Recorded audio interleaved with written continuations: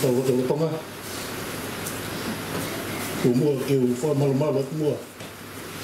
Kalau fat, kau pemata aki ay mana kumedi apa kamu kuna, tapi fokus mantap.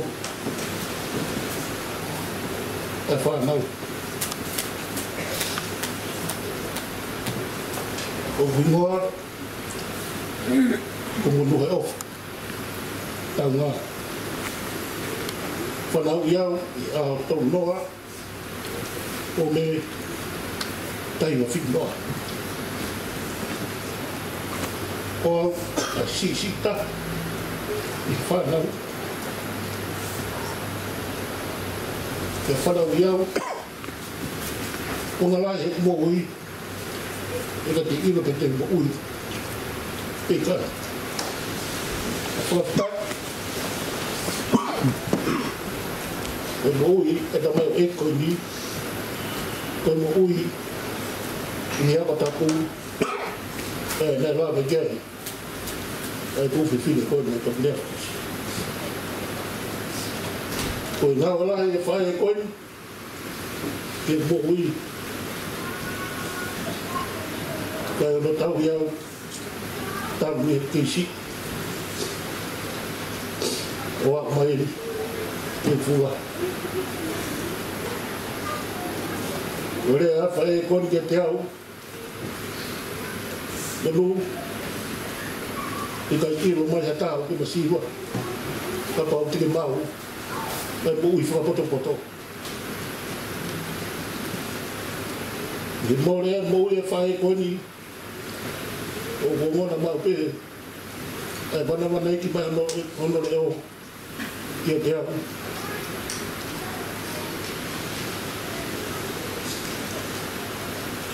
e konga la e mo ui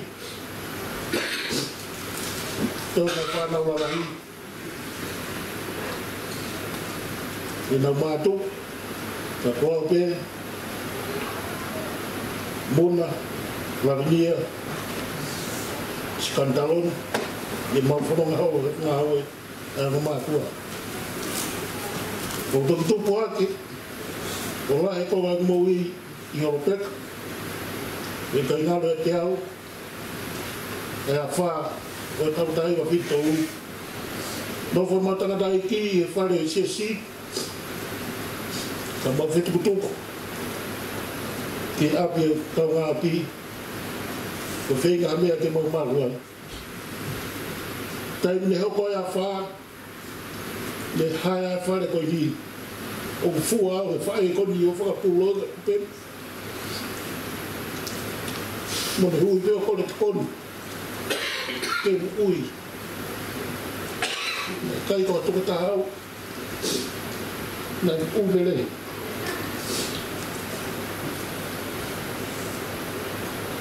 ya e mau heki ki ewa o e po lotu he uha o whawha o whae kone o hia o whae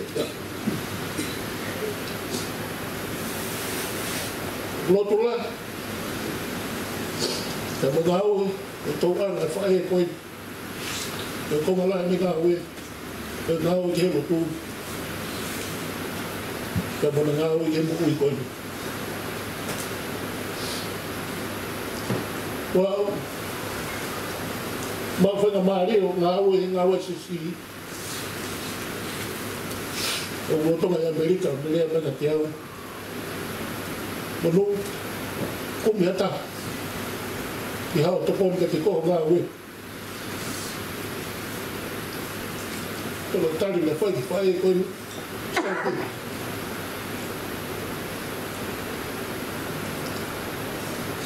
wharoa ke tau ka ua mawalu e ui ai au e alu kino muka e hao e toko taha o ave ki e ua e konga ki moe waf mawalu e mau whenga maari ai o ala ki askeri e a whakawhitoni a e whakawhitai o kai tupu e iki ke tue noha ai ui koi. O mo whanga maari ai. O no whai. Ni whonua. Ko ki mui, ai mui e whae koni.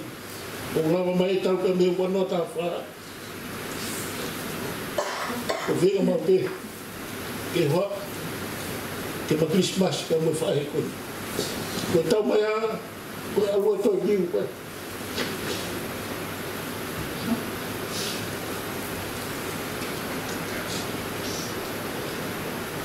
Ia oke. Tau kon kosi.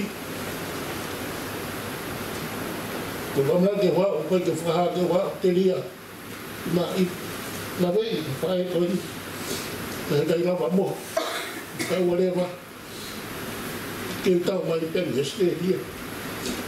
Te ma wheko. Tai koto pe ko wau mai ai. Ko wau whenga. Ke ni hanga matei mai to ko hai au. E hanga mai pe ko ia wha mai ko pulu. Ko ni maa. Ka whai pe whenga. Ko ino whae koni. Ko wau. Ka po ke hei fo umarolom ke te au. Ko whai marot. Ka ke koa whaosi. Ai mou e whae koini. Ia ki oa mai ke wā kuna utaani o tā ke te. Te kun whēni. Ia tā ke hei. Kua wini ku anu ke huklot. Te tiki. Ka wā mai ke hei. Mei hapa i wā. Ka kei te haa o whawhanga whae koini. Ka wā pe tuke maha marolo. Ka tuke lau mai. Ko kowi. Ko ma whi roa. Wā pe ma whi. Tāno ati ta moi whae koini. Ka te rau ke te au. A ua kuri tō wani mā ves tā kutu. Ko ia whoki ka pau ia kalaisi a taha kon mai tuan puan whoki. Ko mōre a ngai mea nā ho. Koe kuna koko whou.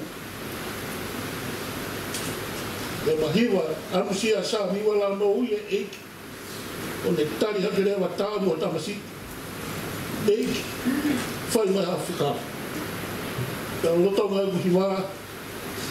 Whai pe tala loto e whae koini. Whakapitai eiki. Ma hoku atu kia iau tau kei mo ui mo whema maka aki. Whakapitai o tamanu. O tamai whakaroi. E polo. Whaua. O ka toa ngā, o pa ngā wei. E kai ngāwa. Ai tātara i whaere kotoa pē. Me ki whai kia te au. Ka ko ofala heke ke te koi. Ke tōku. Ke nonga. Ke no merino au kua. Koe whamormore atu. I whaina maare ko ni. E laua tuai. Ai tohi off. Au hoa ta mon family. E whae koi. Dear family, I am sorry and unable to be at Apollo's funeral, but wanted to say a few words. We come to mourn, love, and treasure family member, Lepolo Taunga, devoted wife to her husband Matau, and lovely mother to her children, Simote, Sonia, Sam, Mona, Lavnia, Sikanin Bonu, and numerous grandchildren. Throughout her life, she impacted many people in the village.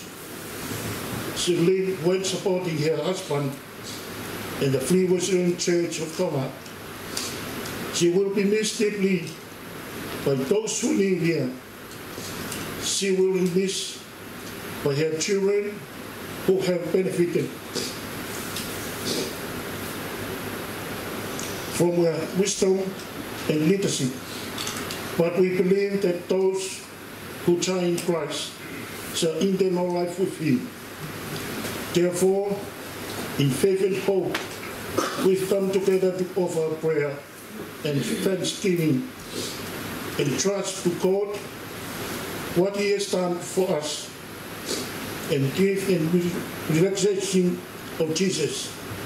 We recall the certainty of our own coming death and judgment, and proclaim to Christ is risen, that those who believe in him will rise with him. John chapter 11, 25 and 26. Jesus said, I am the resurrection and the life. Who believe in me will live, and even for he died. Whoever live and believe in me will never die. John chapter 3 verse 16. For God so loved the world, he gave his one and only Son, but whoever believes in him shall not perish but have eternal life. Psalm 55 verse 22. Cast your cares on the Lord, and will sustain you, and he will never let righteous fall.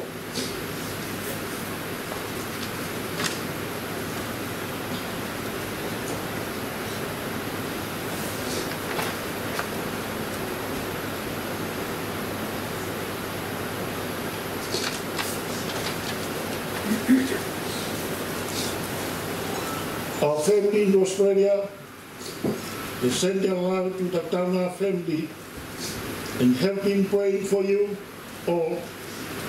They were sustained here, the loss of Leporo on Christmas Day. They send their love and wanted you to let you know that they are thinking of you during the sad times. They are comforted to know that Leporo was followed of Jesus,